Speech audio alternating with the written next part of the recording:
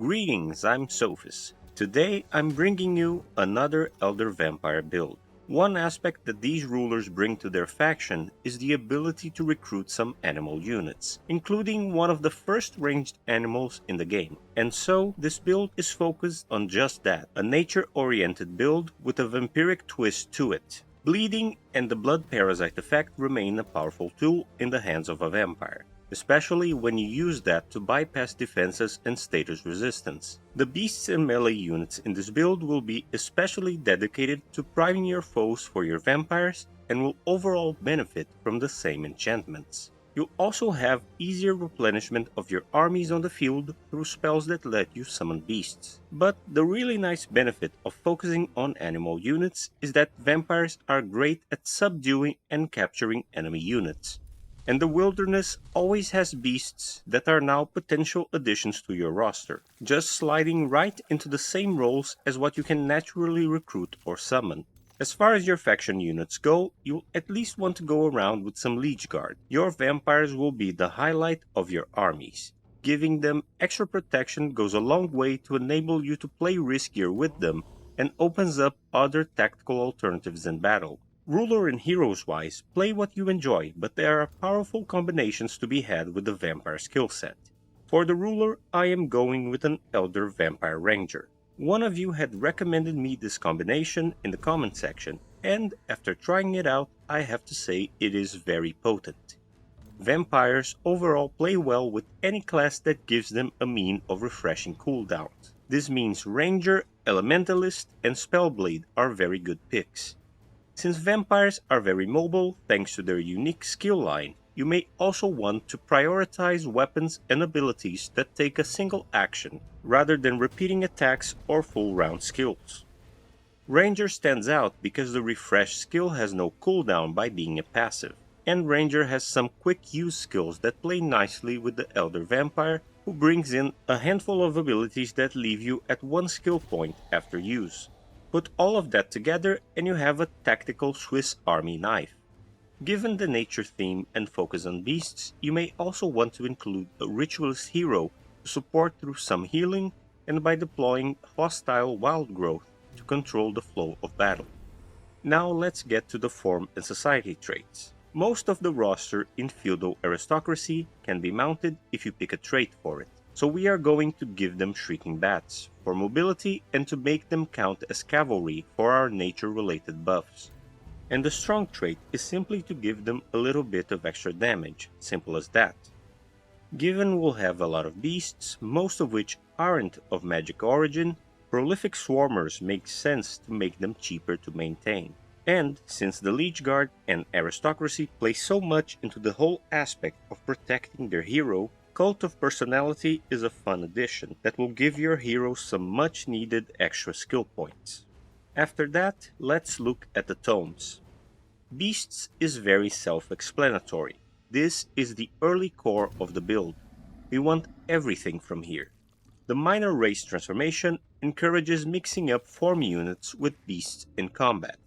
We get the first summon spell in order to fill up our armies with all sorts of animal units, and we get Mark as Prey, which is a very cheap and useful early game spell to weaken priority targets. The Wild Speaker is also a very solid support unit, and once it gets its champion rank skill, it will be summoning higher tier animals, and stronger expendable units are always good.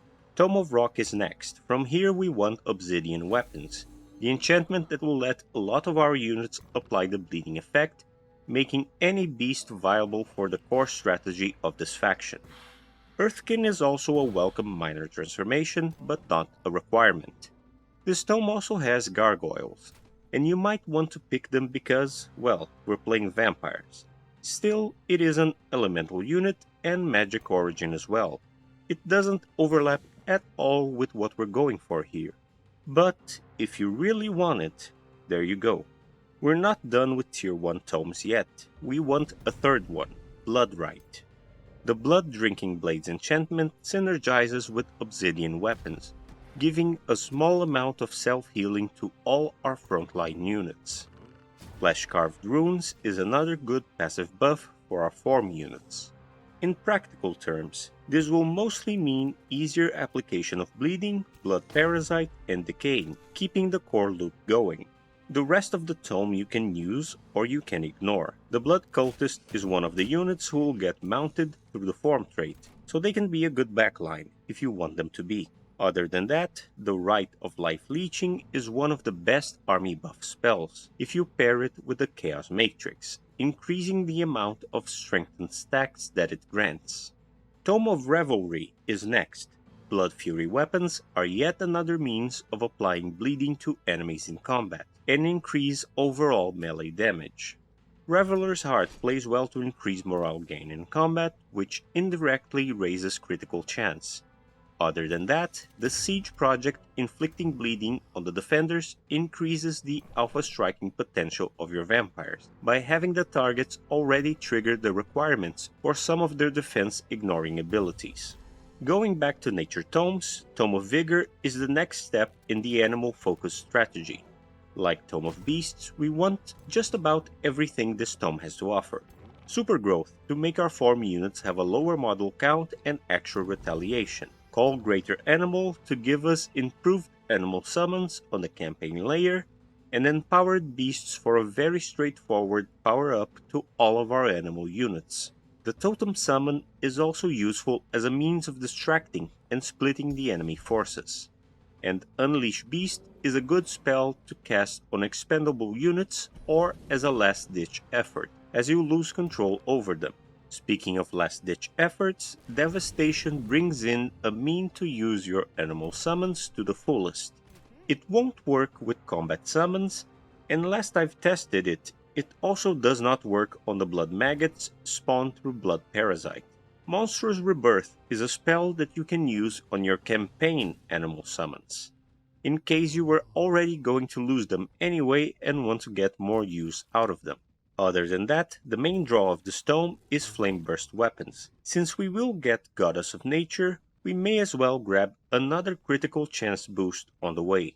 Similar to Tier 1, we're grabbing a third tome of this level with Cycles. Blades of Decay is yet another buff for the melee units, and the decaying effect will be good to prevent enemy healing and to keep all the bleeding damage effective. Blooming Projectiles will help your frontline by giving your backline the means to apply Life Seed. Tome of Nature's Wrath is another branch of the nature-focused strategy. Awaken Instincts and Devolve are the main things we want from here.